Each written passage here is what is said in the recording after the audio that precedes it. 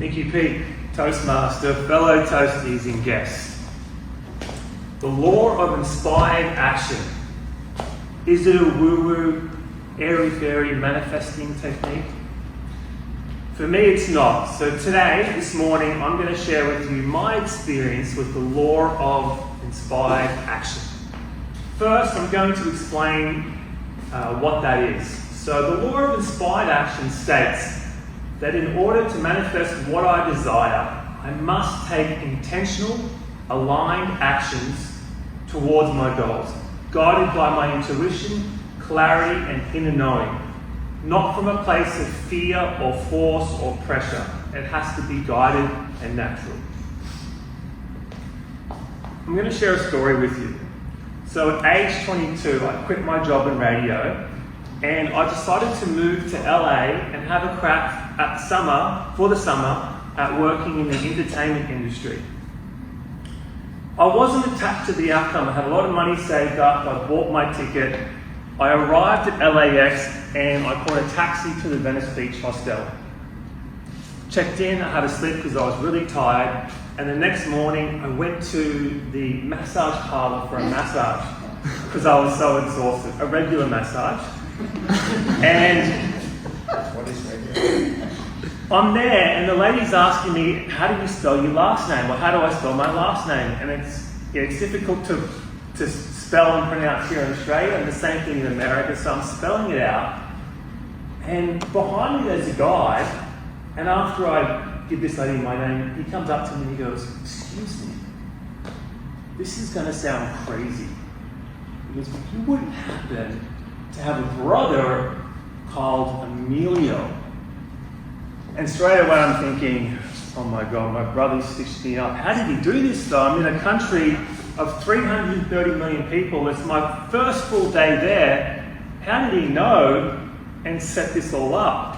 And it turns out it wasn't a setup, that I just happened to bump into the one guy in America that knew my brother on my first full day in LA.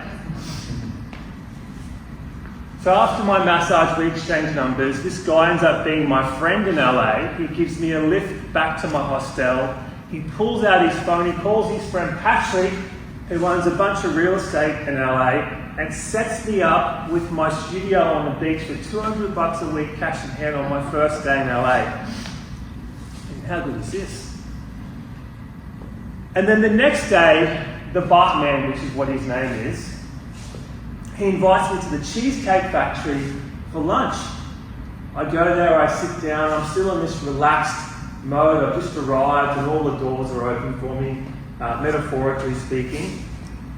And right next to me at the table is my idol from self-development, Tony Robbins. I'm thinking, what are the odds of seeing this guy here in LA? So I was a bit hesitant. I was like, I don't know if I should walk over and say hello, but I did. And I said, "Hi, I'm Reece, sorry to interrupt, but I'm a big fan of your work. Just wanted to come over and say I love what you do." We chatted for a bit. I asked him if he had any work. He said no. Okay, no problem. So I went back to the table, sat down, finished my lunch, and then the next day the Bartman calls me up and he goes, "Do you want to go to the gym?" I said, "Sure." So I moved to LA to work in the entertainment industry for 3 months, and that was my intention. And I arrive at the gym and they're filming a TV pilot. And the Bartman says to me, "Well, you should walk over and ask for some work, Reece." And I was like hesitating a little bit, didn't feel right. The director was busy. I was like, oh, it feels a bit weird. So I walk into the bathroom to urinate. And I'm standing there and the director walks in right beside me. He starts urinating. I look at him, I say, "G'day, mate." He hears the accent, we start talking. He asked me why I was here, and I said, "I've come over here to work in the entertainment industry for the summer. Do you happen to have any work?" And he said yes, and I went back the next day, and I had 2 roles. I was the clapper, so I held up the thing and said, "Take 1, take 2. And my second role was running all the wires for the cameras and the cables and so forth. Oh wow, this is pretty cool. And then, I think it was the second or third day, there was a guy that was supposed to show up for a speaking role and he didn't. And the director goes, "Does anyone here have any experience in acting and wants to do a speaking role?" My hand went up, I had no experience, but I said, yeah, I'll do it. And I ended up doing a speaking role, and this is like my 3rd or 4th day in.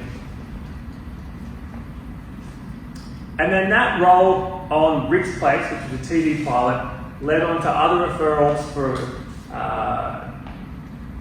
speaking roles and the clapper role and all these other roles or gigs in the entertainment industry.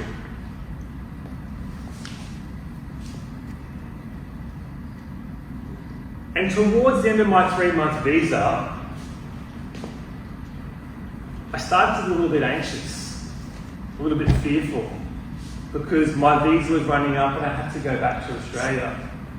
And I started to energetically sort of forcing outcomes and being a bit more frantic with managing. Doors started to close for me. And that flow that I was in started to subside.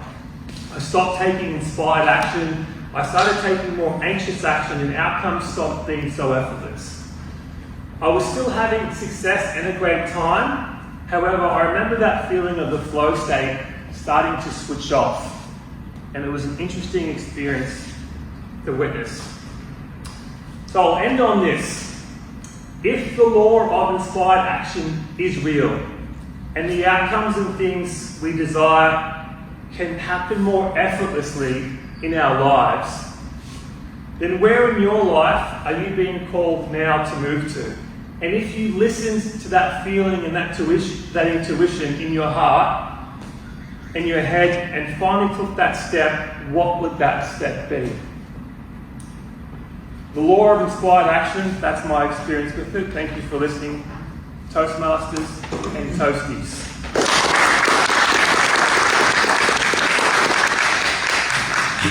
Thank you, Reece. That was